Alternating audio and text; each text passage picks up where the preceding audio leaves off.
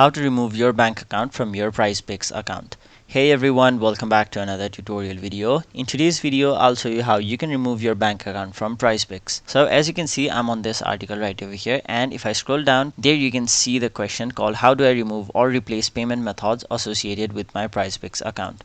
So as bank account is one of the payment methods that can be associated with Prizepicks, if you want to remove or replace it, you'll have to basically wait for 60 days since your first deposit using that payment method. So let's say you added your bank account about 10 days ago. Now you won't be able to remove it as of now, but you'll have to wait another 50 days so that it will be 60 days since you have added your bank account, and only then will you be able to remove it. So once the 60 days have passed, in order to remove it, all you have to do is basically log into your account and then tap on the deposit button, which will be in the top right corner of your screen.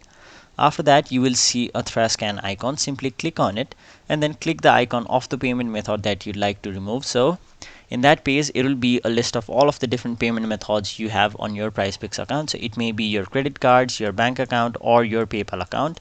Simply choose the bank account which you'd like to remove, and once you've done that, you'll have basically removed your bank account from your Prizepicks. So that was it for this video. Hope this video was helpful to you guys, and if it was, make sure you like this video and subscribe to our channel so that you don't miss out on further videos such as these.